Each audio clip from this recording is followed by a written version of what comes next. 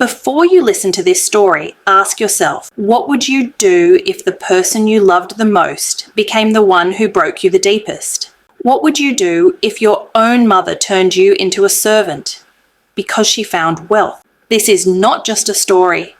It is a warning, a lesson, and a mirror showing how greed can turn blood into strangers. Before we begin, hit the subscribe button so you don't miss the next story. And tell me in the comments, where are you watching from? Now, let's begin. Ezine had survived Lagos in ways many people wouldn't understand. She survived nights when the generator stopped and mosquitoes hummed like angry spirits. She survived mornings when there was no food but plenty of insults from neighbours. She survived days when she carried tray after tray of puff-puff from Yaba to Ojulegba under the burning sun. Her husband had died when their daughter, Amara, was only 6. From that day, Lagos became her battlefield. Amara was her only child, her joy, her shadow, her reason to breathe. Ezine swore to protect her. She swore never to let Lagos swallow her daughter the way it swallowed dreams. But promises are easy when life is hard. And Lagos was about to test her heart. Ezine met Chief Okonkwo on a Sunday morning at ShopRite in Ikeja. He was everything her life wasn't. Wealthy, polished, confident, smelling of imported perfume that cost more than her monthly rent. He smiled at her as she struggled with nylon bags and said, "Madam, let me help you." That single line changed everything. Within months, he was taking her to restaurants where waiters bowed. Within a year, he proposed. People told her she was lucky. Some said she had finally escaped poverty. Others whispered that she was smart to secure a man with money. Ezine told everyone, "God has remembered me." But in the middle of her excitement, in the middle of wedding plans and fabric colours, she forgot the one person who had loved her before wealth came. Her daughter, Amara. At first, everything seemed normal. Chief bought Amara expensive clothes. He paid her school fees without blinking. He treated her like a daughter. But as the wedding approached, something changed in Ezine. She began to talk differently, walk differently, look at her daughter differently. She stopped asking Amara how school went. She stopped laughing with her. She stopped spending time with her. It was as if the presence of wealth rewired her heart. One evening, Amara asked her, "Mummy, do you still love me?" Ezine looked up from her new iPhone and said sharply, "Stop asking stupid questions." That was the first crack in their relationship. A crack that wealth would soon destroy completely. The wedding shook Lagos. People who didn't know Ezine attended. People who didn't like her pretended to be her friends. Even people who owed her money showed up, wearing aso. Ebi. Chief spared no cost. The hall was sparkling. Champagne flowed like water. Everyone smiled, except one person, Amara. She sat in a corner wearing a dress that was too tight because her mother said, "Just manage it. This is not about you." She watched her mother dance with her new husband, laughing as if life had never been cruel. She wanted to be happy for her mother. She truly did. But something inside her whispered, "This marriage will cost you more than you know." After the wedding, they moved into Chief's mansion in Lekki Phase 1. It was bigger than anything Amara had ever seen. The floors were marble. The doors opened like magic. The swimming pool looked like paradise. But paradise is only paradise when you are free.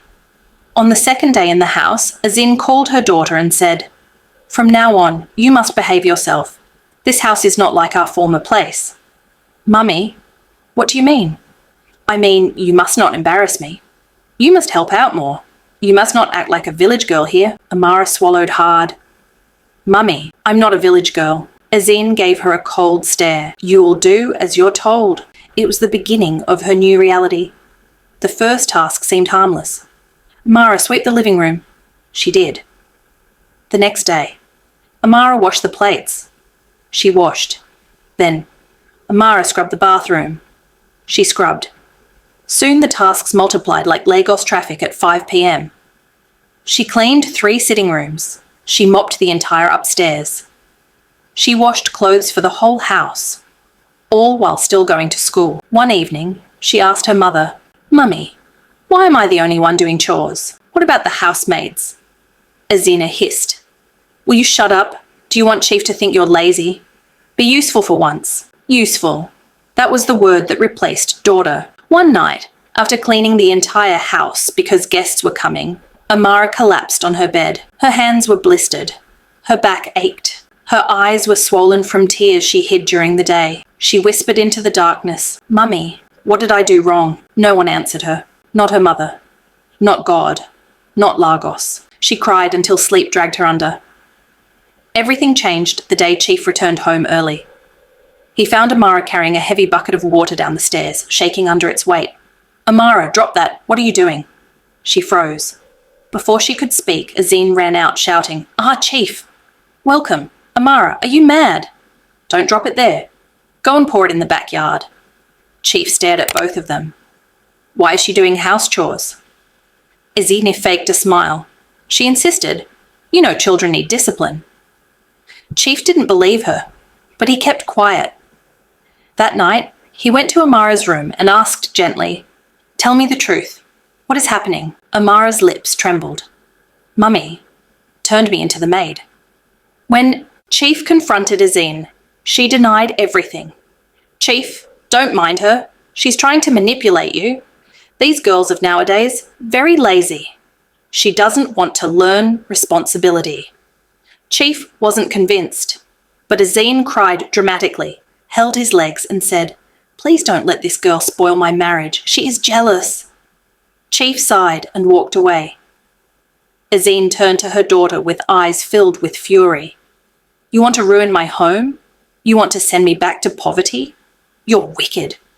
From today, you will work twice as hard." That night, Azina locked Amara in her room, without food.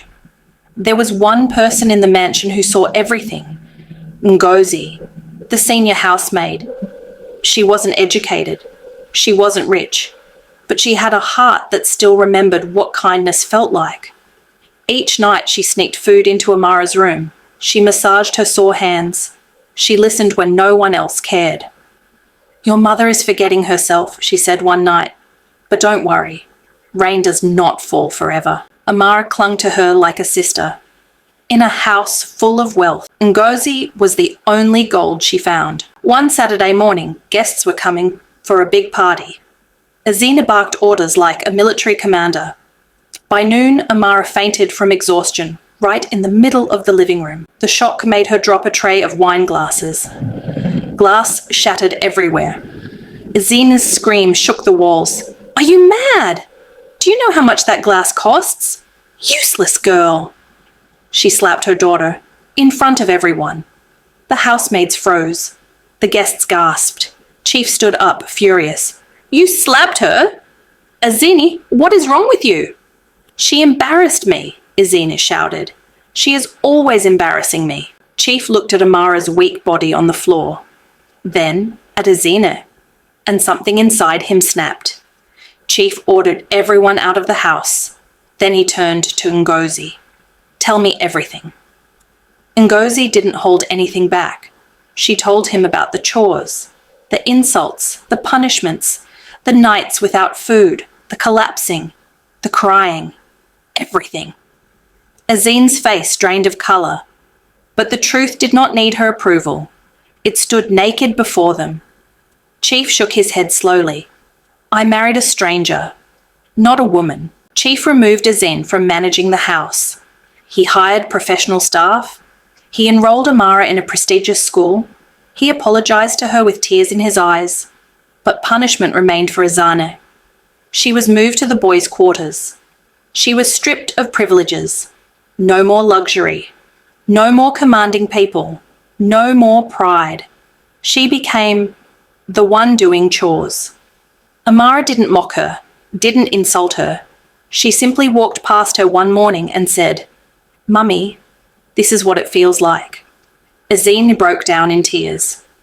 For the first time, she understood. Azine tried to apologize. She begged, she cried, she knelt. "Amara, Please, I lost myself.